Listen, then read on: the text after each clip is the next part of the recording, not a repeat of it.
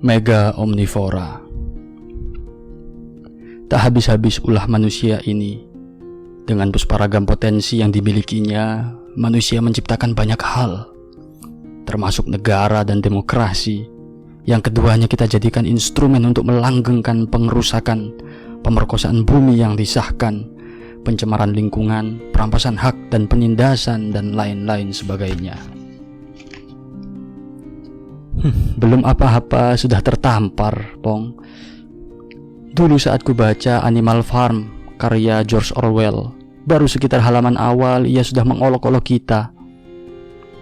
Manusia adalah satu-satunya makhluk yang hanya mengkonsumsi dan tidak memproduksi.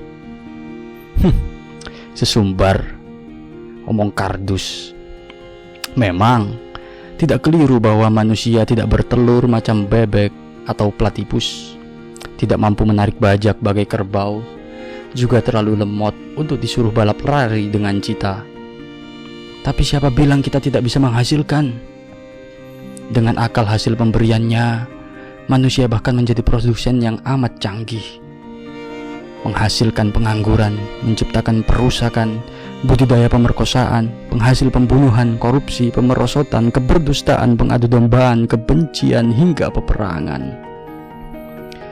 Saking kreatifnya, manusia membuat ciptaan baru untuk dikambing hitamkan. Semua itu salah setan. Wis pokoknya gara-gara setan.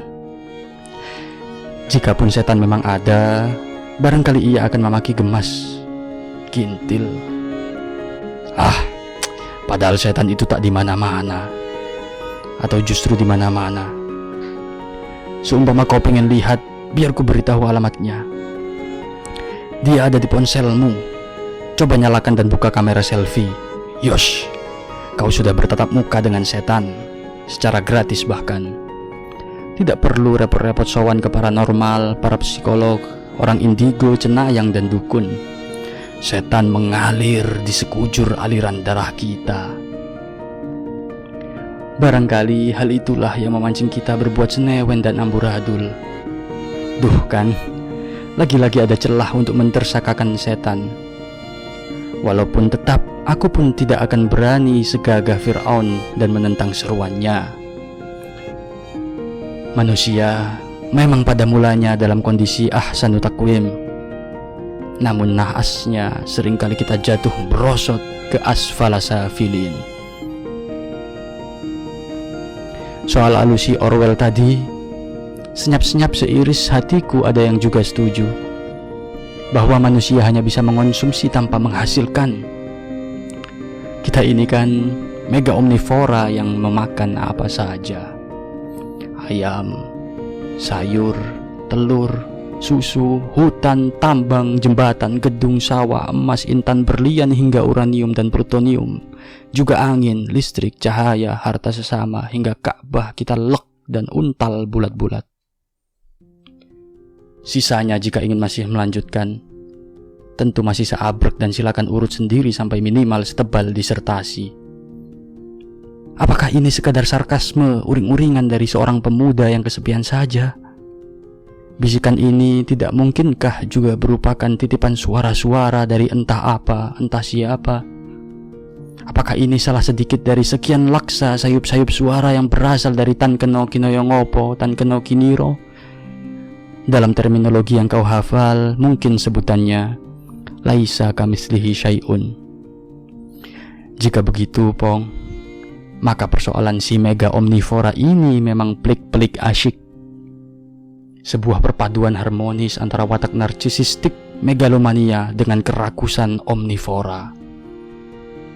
Keserasian yang akan mampu membuyarkan fokus para audiens sehingga membuat mereka kesal, melebihi ketika menonton drakor The World of the Married. Bisa juga melampaui kepusingan para terdampak drakor drama corona pandemik COVID-19. Namun, tak habis-habis ulah manusia ini. Dengan pusparagam potensi yang dimilikinya, terutama multiple intelligence dari akalnya, manusia menciptakan banyak hal. Iya, kita bahkan menciptakan negara dan demokrasi. Yang keduanya kita jadikan instrumen untuk melanggengkan pengerusakan, pemerkosaan bumi yang disahkan, pencemaran lingkungan, baik luar maupun lingkungan dalam batin kita sendiri, perampasan hak, dan seterusnya. Disokong dengan kecenderungan megalomania dan omnivora, kita juga menciptakan perbudakan. Bukan. Seungkapan Prof. Magdi Bahik Bahman, dosenku yang ramah, bahwa yang mulai perbudakan pertama kali dalam sejarah adalah Allah. Iya, Tuhan. Perbudakan dimulai sejak ada istilah hamba, abdin, dan sejenisnya.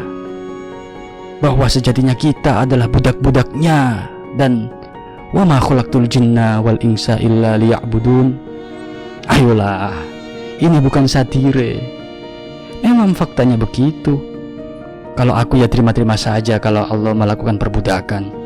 Toh, jelas beliau yang membuat semua ini. Tapi yang kemudian jadi soal adalah, jika yang melakukan perbudakan itu kita-kita ini, apakah kita berhak, kredibel, dan memiliki kapasitas menjadi Allah sehingga merasa sah memperbudak sesama? Punya saham apa kita sampai nekat berlagak sok Tuhan? Kencing dan berak saja tak bisa atur jadwal sendiri, songongnya sampai sundul langit. Kalau kata orang Sunda mah, eta ngarana bedegong pangkat tak terhingga, alias dungu murokap. Kembang Sore, Pacet, Mojokerto, 2 Juni 2020. Matno Wanakuncoro.